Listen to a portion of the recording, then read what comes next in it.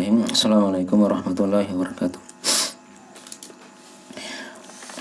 Alhamdulillah, nahmaduhu wa nasta'inu wa nastaghfiruh. Wa na'udzu billahi min syururi anfusina wa min sayyi'ati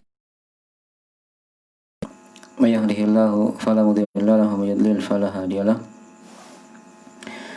Asyhadu an la ilaha illallah wahdahu la syarika lah. Wa asyhadu anna Muhammadan abduhu wa rasuluh. Sallallahu alaihi wa alihi washabihi wa man tabi'ahum bi ihsan ila yaumiddin, amma ba'd. Ma'asyiral muslimin wal muslimat yang dirahmati oleh Allah Subhanahu wa taala dimanapun berada. Pada malam hari ini insyaallah taala kita akan lanjutkan dari pembahasan kita mengkaji al-mulakhas al-fiqhi, dari ringkasan fikih yang kita sarikan dari al-mulakhas al-fiqhi karya Syekh Shalih Fauzan hafizahullah taala. Baik, dan kita masih dalam pembahasan tentang masalah najis. Pada pertemuan sebelumnya sudah diterangkan tentang masalah beberapa pendahuluan seputar masalah najis-najis. Pertama, sudah diterangkan bahwasanya tentang pembahasan masalah najis ini, membersihkan najis, mengenal najis, dan bagaimana cara membersihkannya, itu merupakan bagian dari taharah hissiyah, yang dengannya akan sempurna taharah seorang. Nah, dalam beribadah kepada Allah, setelah ada taharah ma'nawiyah yang harusnya dia jaga, yaitu tauhid. Itu merupakan asal dari hal yang diterimanya ibadah di sisi Allah, yang merupakan lawan dari kesyirikan yang harusnya dijauhi oleh seorang muslim dan muslimah. Kemudian ada taharah hissiyah yang sudah kita bahas ya, dari pembahasan taharah ini, yang mencakup dua perkara, yaitu mencakup membersihkan hadas atau mengangkat hadas, itu dalam masalah wudu dan mandi yang sudah kita bahas.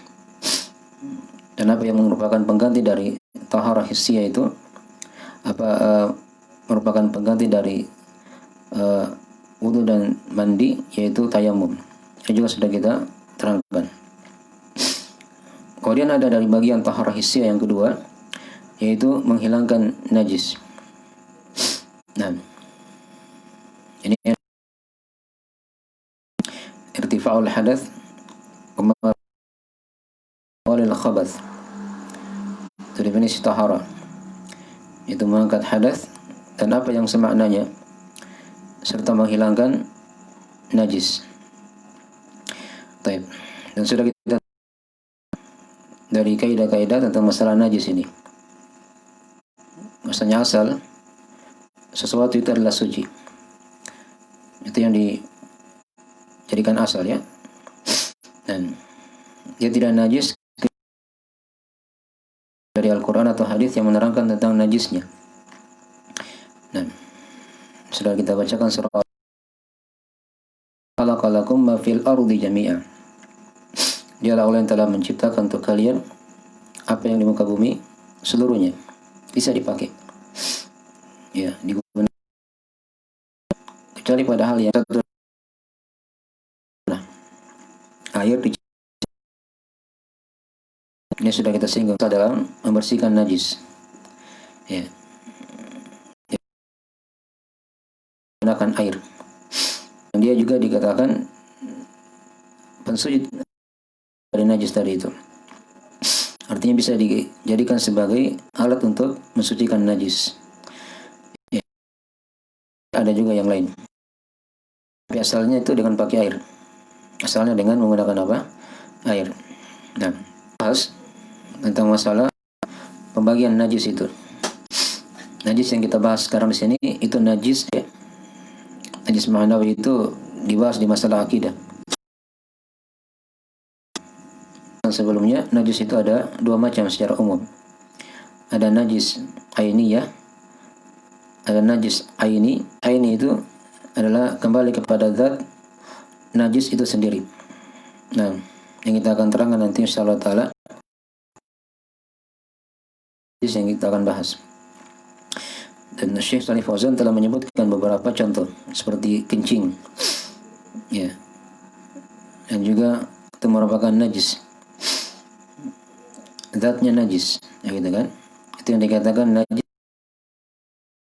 Yang kedua sudah kita terangkan bagian najis, yaitu najis, ya, dari sisi hukum dia dihukumi najis.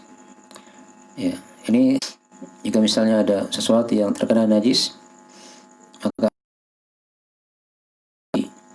ketika ditimpa oleh najis, maka dia menjadi najis. Nah, dan ini bisa dibersihkan, mungkin bisa dibersihkan. Adapun najis aini tadi tidak bisa dibersihkan, zat tadi bisa dibersihkan dengan menggunakan air. Itulah pembahasan najis hukmi. Anjing, liur anjing itu najis aini. Tapi bejananya tadi itu, ya, awalnya dia dihukumi najis ketika telah dijerat oleh anjing. Tapi ketika dia bisa dibersihkan, itulah pembahasan najis hukmi. Itu beberapa contoh ya, dan nanti akan diterangkan lagi oleh beliau. Nah, makanya dari seputar masalah najis yang harus diketahui. Ya, maka di sini ada dua masalah penting yang harusnya kita tahu ya. Sebelum membahas tentang masalah cara membersihkan najis itu. Tadi sudah diterangkannya kaidah-kaidah dalam masalah ini. Seorang harus tahu apa itu yang dikatakan najis. Najis yaitu ini juga masuk juga padanya tinjanya. Ya. Tinja juga dari orang dewasa atau manusia itu merupakan,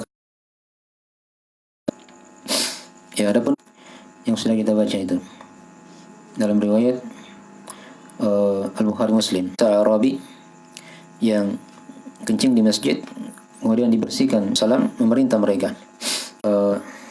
Hadis-hadis Nabi SAW, hadis yang diriwayatkan oleh tuhurun idza wati'a ahadukum bina'lihi al-adha fa inna at-turaba lahu tuhurun. Ada riwayat yang lain dikatakan di situ, idza ja'a ahadukum ilal masjid falyanzur fa in ra'a fi na'lihi atau fi na'lihi qadaran aw adan nam falyamsahhu nam wal yusalli fihima. Ya, kata Nabi SAW di riwayat yang pertama tadi, jika salah seorang di antara kalian menginjak pada sendalnya ada kotoran manusia, maka tanah untuknya itu adalah pensuci. Ya, tadi diterangkan di riwayat yang lain, kalau seorang datang ke masjid, maka dia lihat kepada sendalnya. Kalau pada sendalnya ada kotoran manusia tadi itu, nah, maka hendaknya dia gosokkan ke tanah. Kemudian boleh dia salat dengan menggunakan keduanya. Ini masalah salat dengan memakai sendal ya. Itu dari hal yang sunnah. Ya, kalau misalnya masjidnya paham seluruhnya. Tapi kalau dia di tempat umum, maka jangan dia pakai sendal di masjid. Ya. Tapi kalau di situ seluruhnya orang yang paham sunnah, dari orang-orang yang belajar, maka tidak ada masalah dia praktekkan sunnah tersebut. Disyaratkan sendalnya itu sendal yang suci, dan cukup dia mensucikannya dengan menggunakan tanah. Ya. Baik. Ini dalil di antara dalil yang menerangkan tentang kotoran manusia itu adalah najis. Adalah najis. Baik. Ini jenis najis yang pertama ya, itu kencing.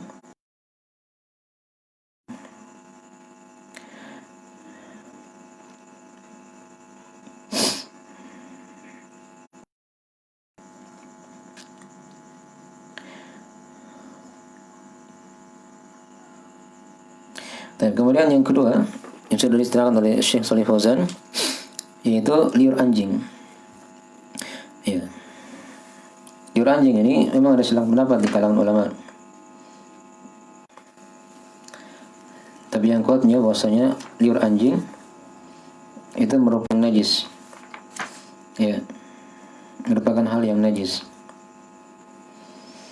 Nah, karena diterangkan sudah kita baca ya riwayat Imam Muslim di mana kata Nabi sallallahu alaihi wasallam tuhuru inaya ahadikum. Nah, idza walagha fihi al-kalbu ay yaghsilahu sab'a marrat. Nah, tuhuru inaya ahadikum idza walagha fihi al-kalbu ay yaghsilahu sab'a marrat ulahunna bit-turab. Nah, kata Nabi sallallahu alaihi wasallam sucinya bejana salah seorang di antara kalian jika anjing menjilat padanya, maka dia cuci dengan cara dia cuci 7 kali. Dan salah satu dari cucian tersebut dicampur dengan tanah. Dicampur dengan apa? Dengan tanah. Ini menunjukkan bahasanya liur anjing itu adalah najis. Karena kata Nabi, sucinya bejana salah seorang di antara kalian. Artinya kalau anjing tadi menjilat di bejana, maka najis. Ya, cara disucikannya dengan tadi itu. Dipahami ya? Tapi ini pendapat yang terkuat dalam masalah itu. Dan itu juga dikuatkan ya oleh Syekh Shalih Fauzan yang sudah kita baca pada pembahasan sebelumnya. Hanya boleh bawakan hadis yang lain situ ya. Idza walagal kalbu fi inai ahadikum falyaghsilahu sab'a. Ya, ulahunna biturab. Ya, mirip maknanya ya. Jika anjing menjilat pada bejana salah seorang di antara kalian, hendaknya dia mencucinya 7 kali. Ya. Salah satunya dengan tanah. Maksudnya dicampur dengan tanah. Nah, ini sudah 2 jenis najis.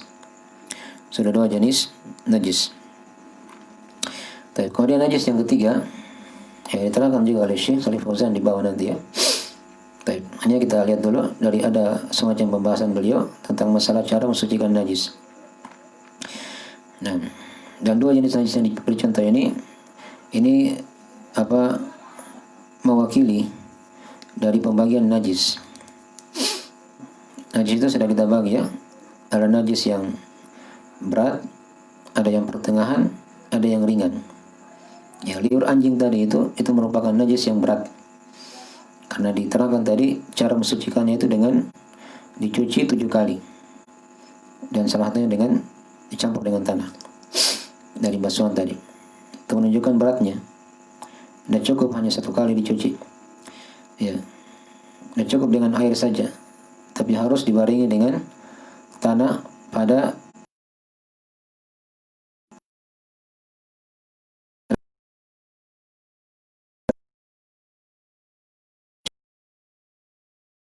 di mulakas fikih ya, yaitu seperti kencing manusia. Dan umumnya seluruh najis itu sifatnya pertengahan. Nah, yang kita akan singgung insyaallah taala.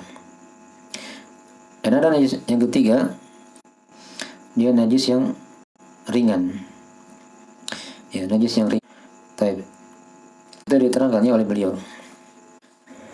Nanti di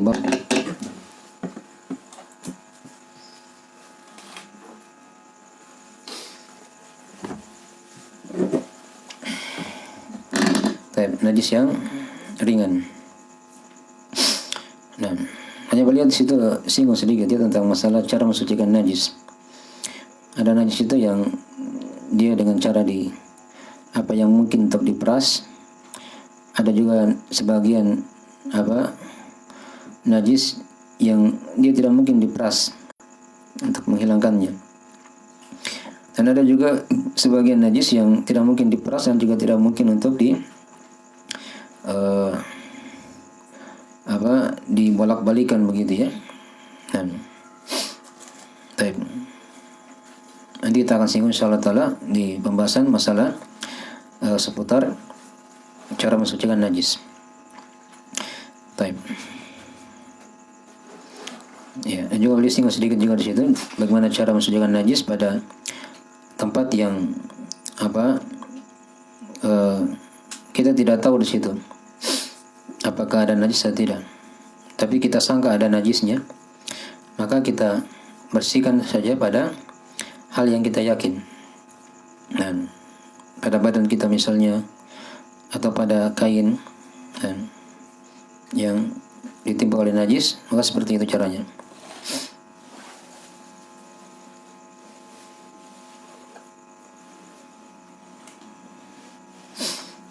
Baik.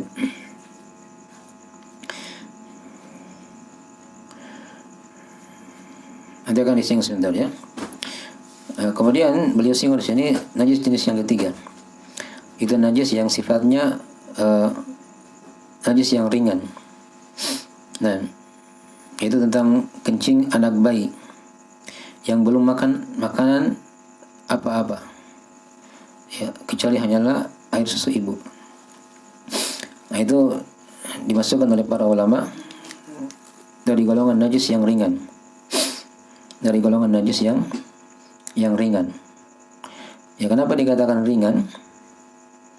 Nah, karena cara mensucikannya itu ringan. Kalau dia, tapi sini dibedakan ya antara kencing bayi laki-laki dan kencing bayi perempuan. Ya, pembahasannya pada masalah yang belum makan apa-apa sama. Ya, bayi laki-laki yang belum makan apa-apa kecuali yang tidak ada makanan pokoknya kecuali ASI saja, dan bayi perempuan yang tidak ada makanan pokoknya kecuali ASI saja. Nah, di sini dibedakan dalam agama kita. Nah, kalau dia bayi laki-laki kencing dalam keadaan seperti tadi keadaannya, makanannya baru ASI, tidak ada makanan pokok yang lain, maka cukup dipercikan kencingnya ya saat dibersihkan. Adapun kalau bayi perempuan, maka dia dicuci ya, walaupun dia belum makan apa-apa kecuali hanya ASI. Itu diterangkan dalam hadis riwayat Abu Daud dan selainnya. Dari hadis Abu Samah radhiyallahu ta'ala anhu, kata Nabi sallallahu alaihi wasallam, yuksalu min baulil jariyah wa yurashu min baulil gulam. Nah, dicuci dari kencing bayi perempuan dan cukup dibercikan pada bayi laki-laki, pada kencing bayi laki-laki. Dan juga beliau di situ membawakan hadis, ya tadi saya ambil dari Bulughul Maram ya. Dan di sini Syekh Shalih Fauzan membawakan hadis Ummu Qais dan kisah masalah kencing bayi juga tadi itu dalam riwayat Al-Bukhari Muslim. Kata beliau, atat bibnin laha saghirin lam ya'kul at-ta'ama illa Rasulullah sallallahu alaihi wasallam. Nah, fa ajlisahu fi hujrihi fabala ala thawbihi fada'a bima'in fanadakhahu wa lam yaksilhu. Baik. Kata beliau, sesungguhnya telah datangkan kepada Nabi SAW ya seorang bayi laki-laki yang masih kecil yang belum makan makanan. Ya, Nabi SAW gendong di pangkuannya. Nah, tiba-tiba bayi ini kencing. Ya, bayi ini kencing di pangkuan Nabi SAW.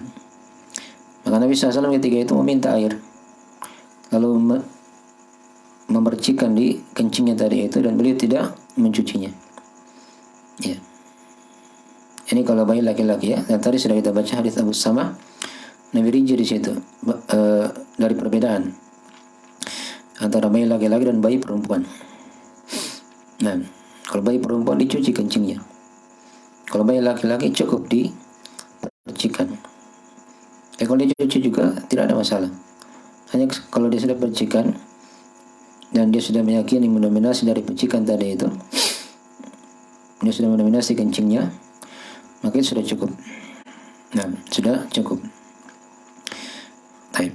Adapun kalau misalnya bayi laki-laki tadi sudah makan makanan selain ASI misalnya, ya, sudah mengkonsumsi makanan selain ASI, ya, maka ketika dia kencing sama hukumnya dengan kencing orang dewasa. Ya, sama hukumnya dengan kencing bayi perempuan. Maka dia harus dicuci ya sampai hilang dari bekas-bekas kencing tersebut. Nah, apakah bau, rasa atau warnanya. Dipahami ya. Tapi ini yang diterangkan oleh Syekh. Nah, dan itu juga yang diterangkan dalam riwayat-riwayat. Nah, tapi ini 3 jenis najis. Dan ini mewakili pembagian najis yang sudah diterangkan. Ya, ada najis yang berat, najis yang pertengahan, dan najis yang ringan. Ya, kemudian Syekh di situ memberikan kesimpulan dari apa yang sudah diterangkan tadi. Najis itu ada 3 macam. Ada najis mughalladha yang berat. Itulah tadi najisnya liurnya anjing. Kemudian yang kedua, najis yang mukhaffafa, najis yang ringan. Itulah tadi najis ya kencing bayi laki-laki yang belum makan apa-apa. Jadi itu najis ya, bukan dikatakan tidak najis. Hanya yang diringankan tadi cara mensucikannya. Ya, hukum kencingnya najis. Nah, dipahami ya. Kemudian najis yang ketiga, yaitu kata beliau, yaitu najis yang berada pada di antara keduanya. Nah, antara yang berat dan yang ringan. Itulah yang dikatakan tadi najis pertengahan. Dan itulah seluruh ya atau sisa dari apa jenis-jenis najis yang ada. Maksudnya selain dari liur anjing tadi dan selain dari kencing bayi laki-laki yang belum makan apa-apa. Nah, kecuali hanyalah air susu ibu. Itulah yang tadi yang dibahas, tinja manusia misalnya, kencingnya. Nah, dan ada lagi dari hal-hal yang lain. Baik, yang kita akan rinci. Ya, di antara hal yang sudah disinggung juga di pembahasan masalah apa kemarin, masalah mandi wajib. Di antara najis juga yaitu madhi dan wadi. Ya. Madhi dan wadi. Nah, madhi dan wadi dia merupakan najis menurut kesepakatan para ulama. Nah, sudah diterangkan kemarin ya hadis Ali bin Abi Thalib ya radhiyallahu taala anhu dalam riwayat Al-Bukhari Muslim. Kata beliau mengutus seorang untuk bertanya kepada Nabi SAW tentang hukum madhi. Maka kata Nabi SAW, yaksilu dzakarahu wa yatawadda. Hendaknya dia mencuci. Nah, madhi itu dimaklumi ya, dia adalah hal yang keluar ya, karena seorang memikirkan hal-hal yang mengantar pada syahwat. Nah, itu biasanya keluar madhi. Dia halus, namun dia lengket. Nah, bening, ya, itu diantara ciri-ciri madhi. Dan dia tidak berbau. Dan ini mencakup laki-laki dan perempuan. Mencakup laki-laki dan perempuan. Ya, hanya kata para ulama, para perempuan lebih banyak daripada laki-laki jika keluar madhi. Baik. Itu madhi ya. Jadi hal yang najis. Dengan hadis yang telah kita baca tadi dari Ali bin Abi Thalib, riwayat Al-Bukhari Muslim. Kemudian yang kedua, yang berikutnya tadi yang mirip dengan madhi yaitu wadi.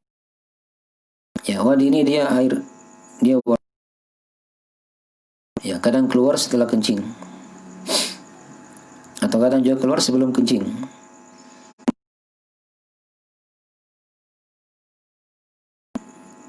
Nah, yang mengikuti kencing tadi itu maka itu dikatakan wadi. Dan kadang juga sebagian keluar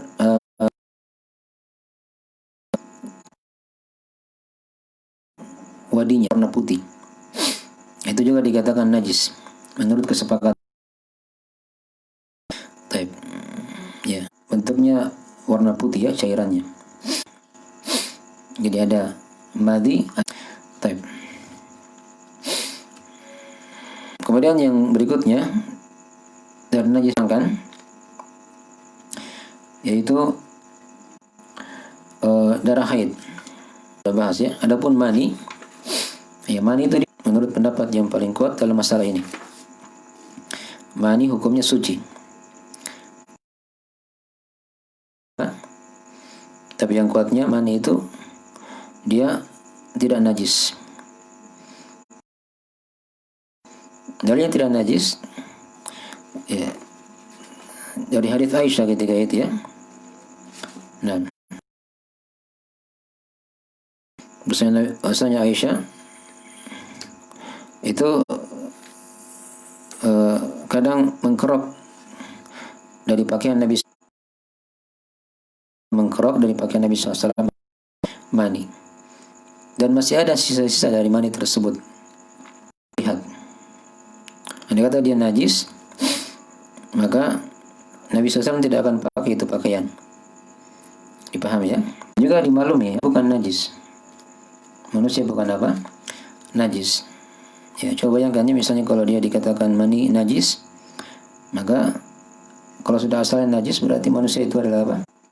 Karena Nabi SAW telah bersabda, Innal muslim la yanjusan. Sesungguhnya seorang muslim, maka ini yang harusnya diketahui ya. Maksudnya mani itu dia bukan najis. Jadi diterangkan dalam hadis riwayat Muslim ya, dari Aisyah radhiyallahu taala anha. Min thabi Rasulullah sallallahu alaihi wasallam fa yusalli fihi.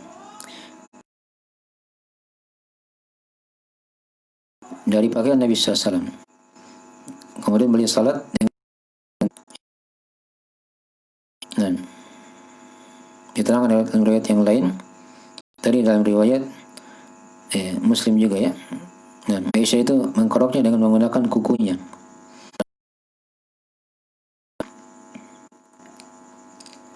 Dan juga diterangkan dalam riwayat Al-Bukhari Muslim tentang masalah mani tadi ya. Dan karena Rasulullah SAW yaghsilu dan wa ana anzuru ila atharil ghusla wa ana anzuru ila atharil ghusli fihi ya. Itu senantiasa ya, kalau dibersihkan ya tentunya, karena bukan dari hal yang wajar ya kalau seorang itu ada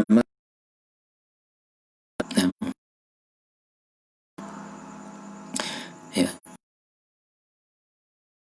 salah akan pakaian tersebut. Dan kata Aisyah, aku melihat pada bekas ya hilang 100% begitu ya mani ya. Jadi kalau dibersihkan misalnya dengan hal yang lebih bagus, dan tidak ada masalah. Kita bawakan tadi hadis-hadis tentang ya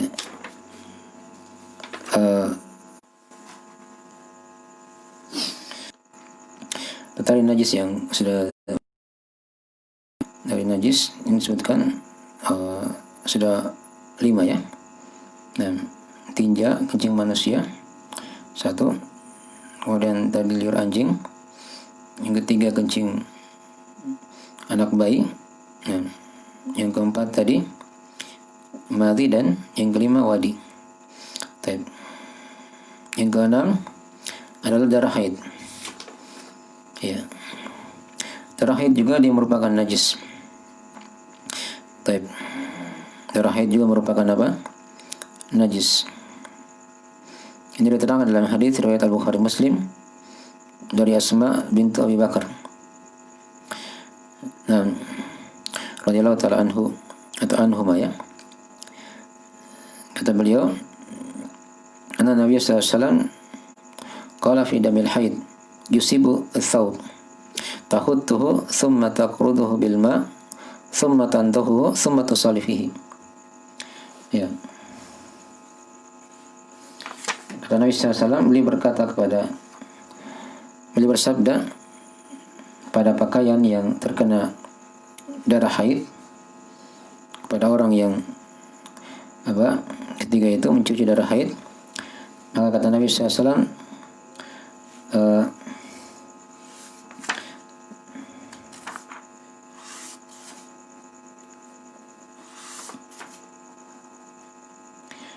tahuttuhu thumma taqruduhu taruduhu atau thumma takrusuhu bil ma thumma tantuhu thumma tusalifihi. Keroklah dia, kemudian gosoklah dia dengan air, kemudian cucilah dia, ya, kemudian salatlah dengan menggunakan pakaian tersebut. Ini proses cara mensucikan darah haid. Ya, dimaklumi ya, di masa dahulu itu tidak ada pembalut kayak sekarang ya. Jadi umumnya itu para wanita kalau mereka datang bulan atau terkena haid, itu mereka punya pakaian khusus ketika itu. Akan ditahu, ya, oh lagi haid ini, karena pakaiannya dia ganti. Nah, itu akan kita terangkan nanti insyaallah di bab haid. Nah, kalau misalnya ada pakaian yang terkena darah haid dan itu pakaian laki-laki misalnya, ya, nah, atau dia terserah pakaian perempuan juga, ya, maka cara mensucikannya kayak tadi. Nah, yaitu dikerok dulu darah haidnya, baru digosok dengan air, ya, baru dicuci. 3 tahap ya, baru bisa dipakai untuk salat. Bisa dipakai untuk apa? Untuk salat. Nah, terus kalau misalnya ada yang bertanya, setelah dikerok tadi kemudian digosok dengan air, dicuci, masih ada bekas-bekas, ya, warnanya misalnya sedikit. Nah, apakah itu bisa dipakai? Ya, kalau dia sudah tempuh dari cara-cara tadi itu dan masih ada bekas samar-samar dari darah haid itu, maka tidak ada masalah. Sepanjang dia sudah apa? Tempuh dari cara yang Nabi SAW telah terangkan tadi. Ada 3 tahapannya. Ya, dikerok, digosok, kemudian dicuci. Ya, dipahami ya? Ini kalau misalnya memang dia tidak ada pakaian yang lain. Dan dimaklumi ya, di masa dahulu kala, ya, itu serba kekurangan dari para sahabat. Nah, kadang pakaiannya hanya berapa lembar saja, ya, dan itu mereka pakai. Nah, dipahami ya, dari para sahabat ya. Nah, dan itu tidak membuat mereka apa? Berpaling dari agama Allah Subhanahu wa taala. Ya. Mereka hidupnya sederhana, tapi mereka adalah manusia-manusia yang termulia di muka bumi ini. Nah, dengan ilmu agama yang mereka pelajari dan mereka amalkan. Baik. Maka ini dari najis yang keberapa tadi? Yang ke-6. Ya. Itu darah haid. Kemudian yang ke-7 dari najis juga diterangkan dalam masalah ini, yaitu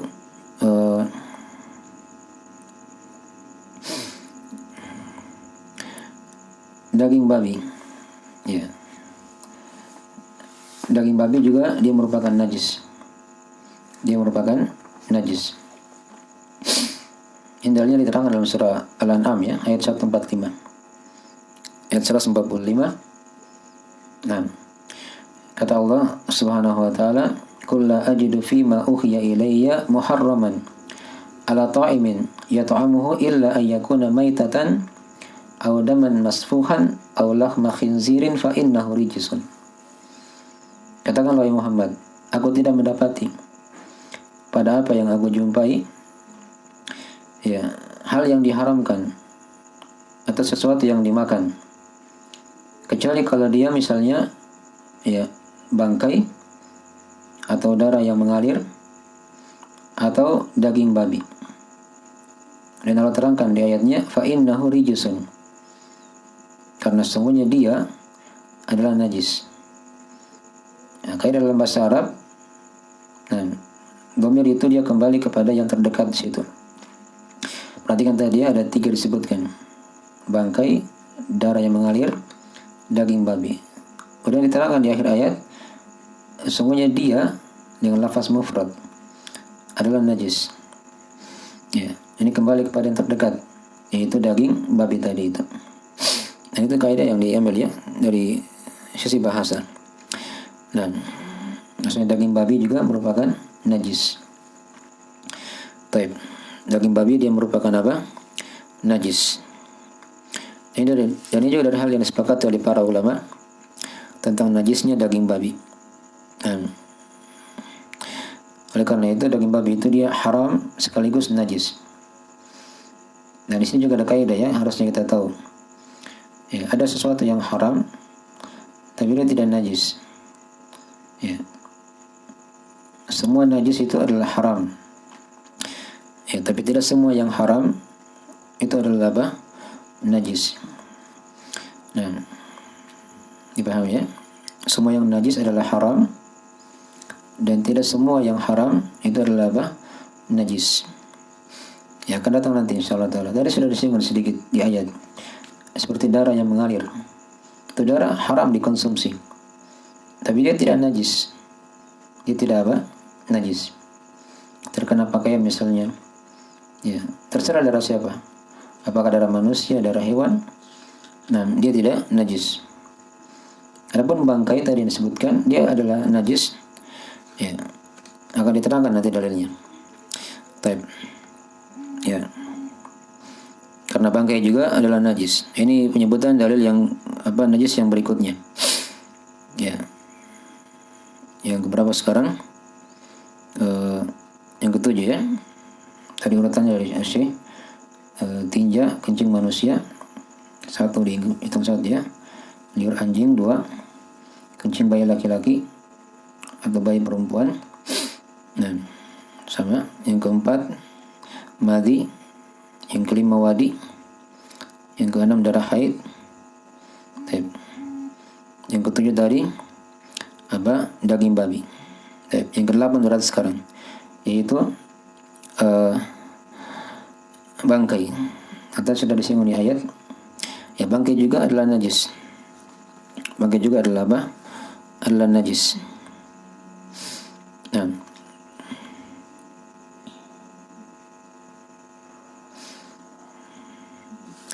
baik. Dalilnya apa? Dia merupakan najis. Itu diterangkan dalam riwayat Imam Muslim.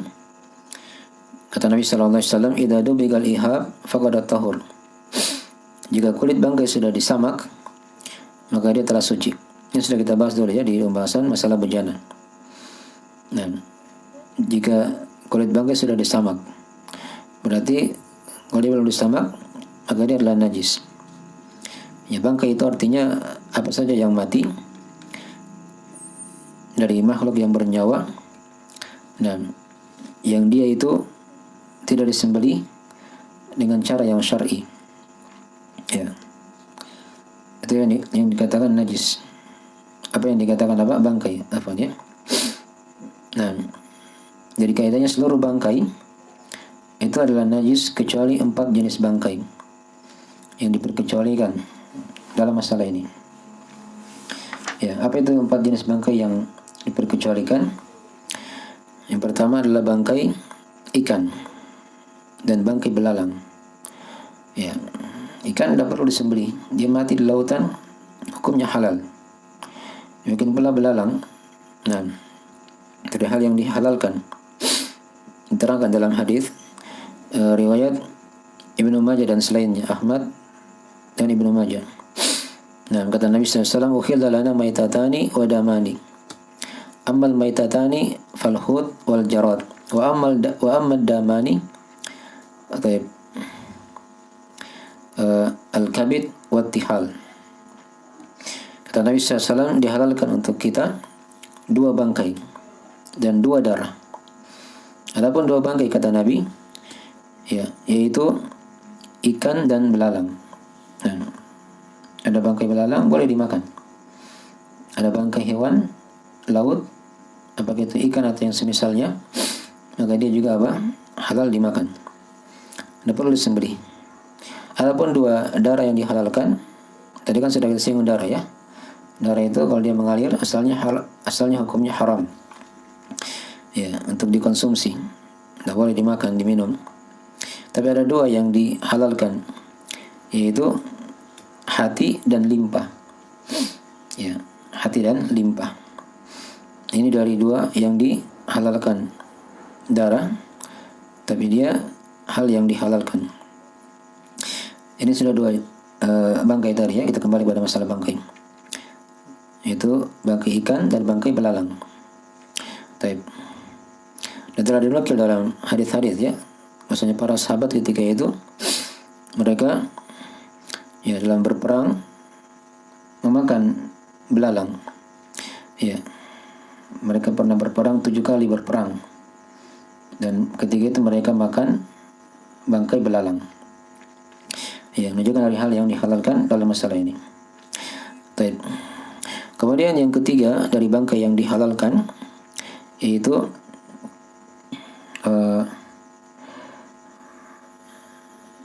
bangkai hewan yang dia tidak mempunyai darah yang mengalir. Ya, bangkai hewan yang dia tidak mempunyai darah yang mengalir.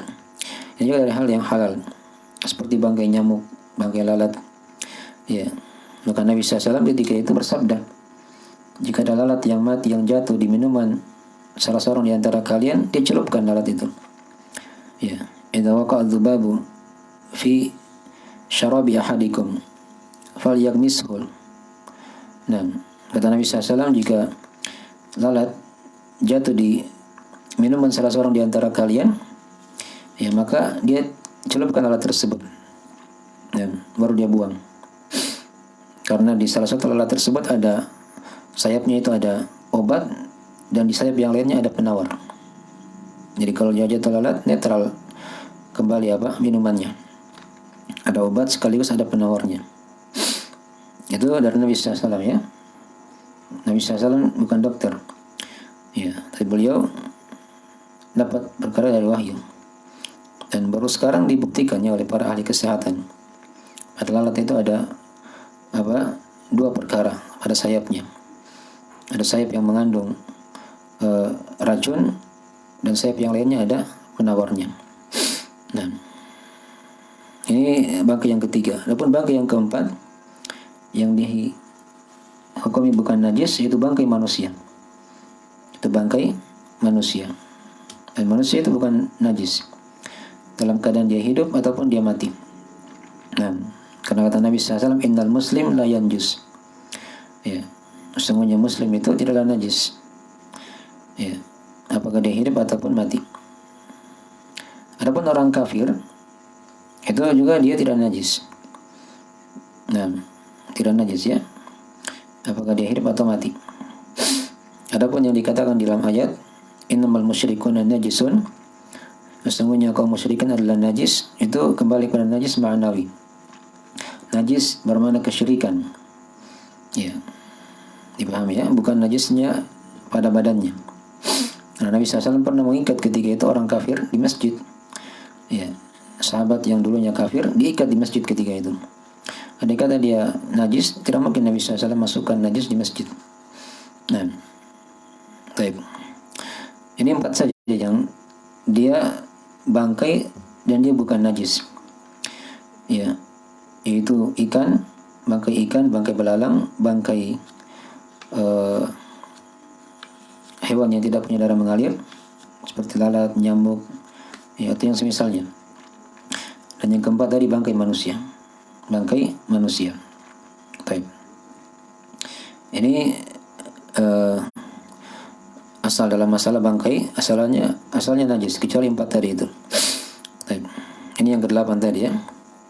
Dari macam-macam najis. Baik, kemudian yang ke-9 dari macam-macam najis. Dan kita di sini tidak menyebutkan dari Urayan Asy-Syaikh. Kita lihat dari pembahasan yang lain.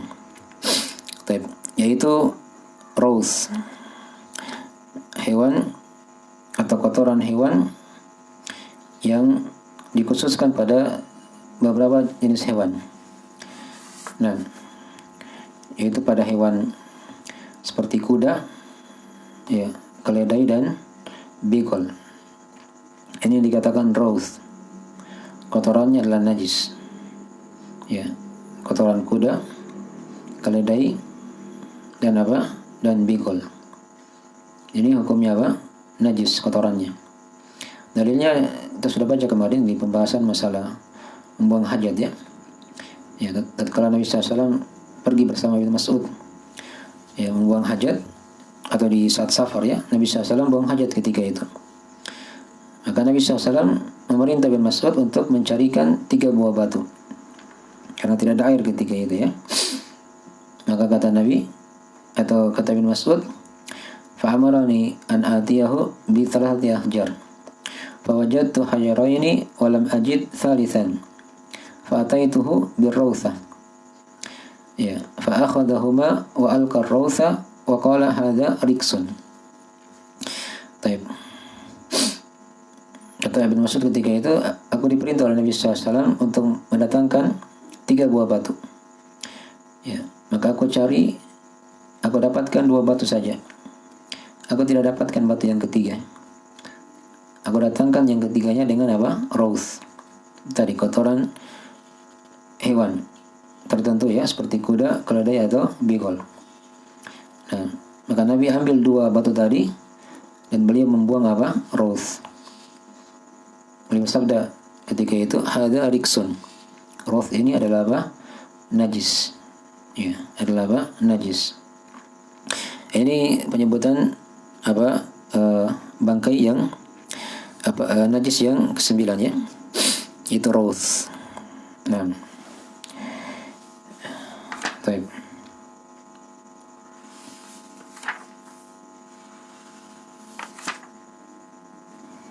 Nah, kemudian yang ke-10 dari penyebutan nama masalah najis ini, yaitu apa yang terpotong dari hewan dalam keadaan dia telah mati, dalam keadaan dia hidup. Misalnya apa yang terpotong dari hewan dalam keadaan dia masih hidup. Nah, ini juga dikatakan najis. Dihukumi dia sebagai bangkai. Nah, ada hadis dari riwayat At-Tirmidzi. Nah, kata Nabi sallallahu alaihi wasallam, "Ma qutiya minal bahimati wa hiya hayyatun fa huwa mayyitah." Nah, apa saja yang terpotong dari hewan dan dia masih hidup hewan tersebut, maka yang terpotong itu dihukumi sebagai bangkai. Ya, misalnya ada yang potong tangannya hewan tertentu misalnya. Ya. Nah, asalnya hewannya halal dimakan, misalnya anggaplah kambing atau sapi atau yang semisalnya, maka hukumnya itu yang terpotong tadi itu yang terpisah, hukumnya adalah bangkai. Nah, kalau bangkai sudah diterangkan dia merupakan hal yang apa? Yang najis. Dipahami ya? Atau dia potong telinganya misalnya hewan tertentu. Ya, jadi apa saja yang terpotong, dipotong kakinya dan hewannya masih hidup, maka yang terpotong itu adalah najis. Adalah apa? Najis. Baik. Maka ini beberapa hal yang disebutkan, ada 10 jenis bangkai. Tapi dari 10 ini tergambar tadi bagaimana cara mensucikannya. Ya. Dari tadi sudah disinggung ya. Yang pertama apa? Kencing Arabi tadi itu. Cara mensucikannya dengan disiram, dituangkan air. Ini kalau menimpa tanah ya, atau bumi seperti itu. Nah, disiram dia dengan air yang bisa mendominasi dari kencing tadi. Nah, baik. Itu cara yang pertama, dengan cara disiram. Ya, cara yang kedua, tadi sudah kita baca dari hadis apa? Tentang masalah liur anjing. Yaitu dengan cara digosok, dicuci 7 kali. Nah, dan di antara cucian tadi dicampur dengan tanah.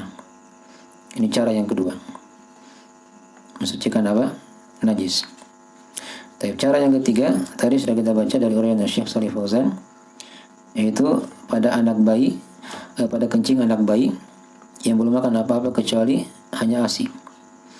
Ya, cukup dipercikan. Ini batasan cukupnya ya. Cukup dipercikan sudah dikatakan apa? Suci. Ya. Tapi ingat tadi ya, dipercikan dengan sesuatu yang bisa mendominasi dari kencing tadi itu. Dugaan besar sudah mendominasi, maka sudah cukup. Itu cara yang ketiga. Nah, Cara yang keempat tadi sudah kita bahas. Ya. Kalau pada madhi dan wadi itu dengan cara dicuci biasa. Nah, kata Nabi SAW, dia cuci kemaluannya kemudian dia berwudu. Nah, dan tidak diterangkan bagaimana cara cuciannya ya. Yang jelas ukurannya sampai hilang bau, rasa dan warnanya. Baik, sampai zatnya hilang. Ini cara yang paling banyak ya untuk mensuci membersihkan najis dengan cara dicuci. Dengan berbagai macam cara ya. Yang jelas sampai hilang bau, rasa dan warnanya. Kemudian cara yang ke berapa sekarang? Yang keempat, dari cara mensucikan najis. Yang kelima ya, yang kelima. Yang pertama tadi disiram, yang kedua dicuci 7 kali pada liur anjing tadi, yang ketiga dipercikkan, ini pada kencing bayi laki-laki yang belum makan apa-apa kecuali hanyalah ASI. Baik. Kemudian yang kelima, tadi sudah kita bahas masalah darah haid. Ya. Itu dengan 3 tahapan tadi.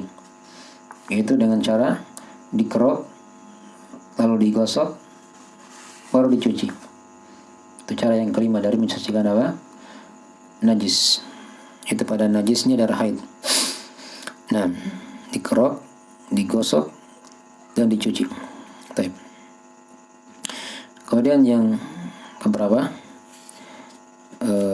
Itu dari 5 cara ya.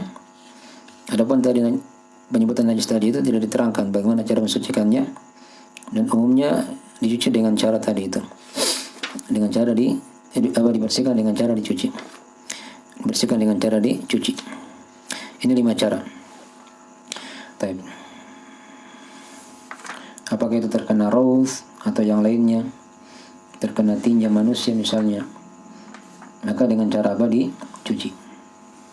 Cuci biasa, bukan 7 kali atau hal yang lainnya. Baik. Nah, kemudian ada cara yang lain lagi di sini dari cara mensucikan najis, yaitu kadang dia dengan cara istihala. Ya. Apa itu istihala? Istihala itu dia bentuknya perubahan dari sesuatu menjadi sesuatu yang lain.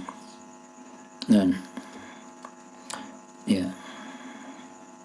Contoh ya, di dalam hadis-hadis diterangkan situ seperti khamar yang dia berubah menjadi cuka. Nah, terang dalam hadis riwayat Imam Muslim dan selainnya. Kata Anas bin Malik, su'ila Rasulullah SAW anil khamri tuttakhadhu khallan. Qala la. Ya, Nabi SAW tanya pernah tentang masalah khamar yang dijadikan menjadi cuka. Ya. Apakah boleh? Kata Nabi SAW, tidak boleh. Ya.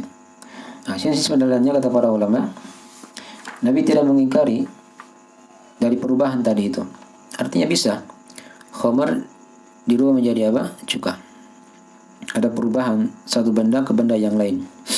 Nah, tapi yang dilarang itu tadi, maksudnya cara hukum merubah khamar menjadi cuka itu hal yang tidak boleh. Tapi dari sisi misalnya perubahan tadi itu Nabi anggap dia bisa berubah. Walaupun khamar ini bukan najis ya, menurut pendapat yang paling kuat dalam masalah itu. Khamar bukan najis. Baik. Tapi sekarang yang kita beri contoh anggaplah seperti limbah. Ya, contoh yang ada di masa sekarang ya.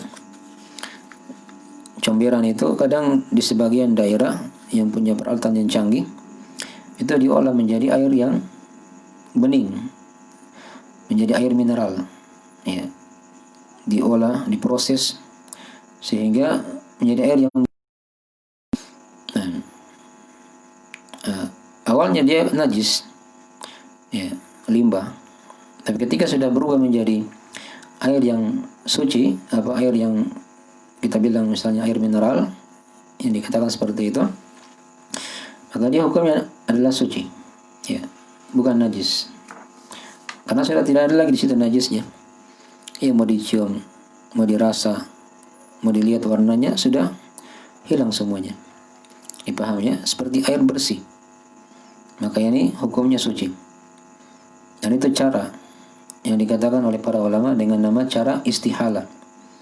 Ya, cara istihala. Baik. Ini beberapa cara-cara yang diterangkannya oleh para ulama dari cara mensucikan apa? Najis. Saya ulangi tadi, yang pertama bisa dengan cara disiram. Tadinya pada kencing bayi, pada kencing Arabi tadi. Yang kedua dengan cara cuci 7 kali. Salah satunya dengan tanah, itu pada liur anjing. Yang ketiga dengan cara cukup dipercikkan, itu pada kencing bayi laki-laki yang hanya makan ASI, belum makanan yang lain. Yang keempat dengan cara dicuci, ya pada umumnya seperti itu. Dan yang kelima dengan cara dikerok, ya kemudian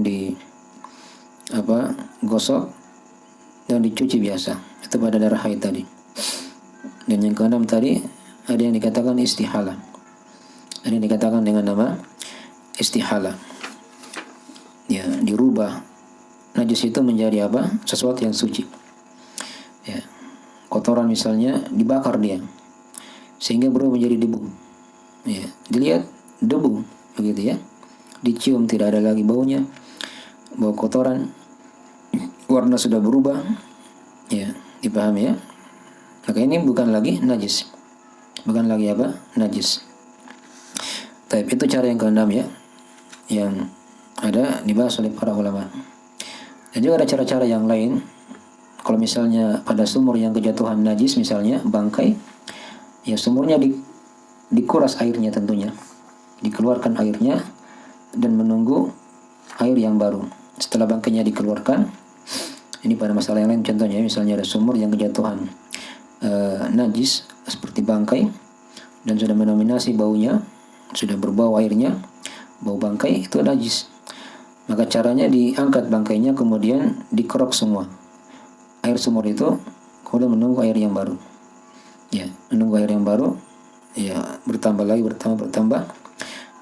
Ketika dilihat sudah tidak ada lagi baunya, rasa dan warnanya dari najis, maka dia sudah bisa dipakai bersuci. Itu pada masalah yang lain ya, seperti sumur tadi. Baik. Mungkin dari cara-cara ya diterangkan oleh para ulama seputar masalah cara mensucikan najis. Baik. Nah, segera itu dulu ya. Insyaallah telah cukup. Ini sudah waktunya lewat ya. Insyaallah telah nanti masih ada satu pembahasan lagi seputar masalah najis. Dari hal-hal yang manusia mengira dia najis padahal dia bukan najis. Ini juga penting kita terangkan ya. Insyaallah taala akan ada pembahasannya di pertemuan berikutnya. Baik. Segera itu dulu ya. Kalau ada yang ditanyakan nanti dikirim di Facebook atau di grup. Nah, semoga ada manfaatnya. Jadi bisa kita kaji pada malam hari ini. Dan jika ada kekurangan mohon dimaafkan. Kita akhiri dengan subhanakallahumma bihamdik asyhadu an la ilaha illa anta astaghfiruka wa atubu ilaik. Wassalamualaikum warahmatullahi wabarakatuh.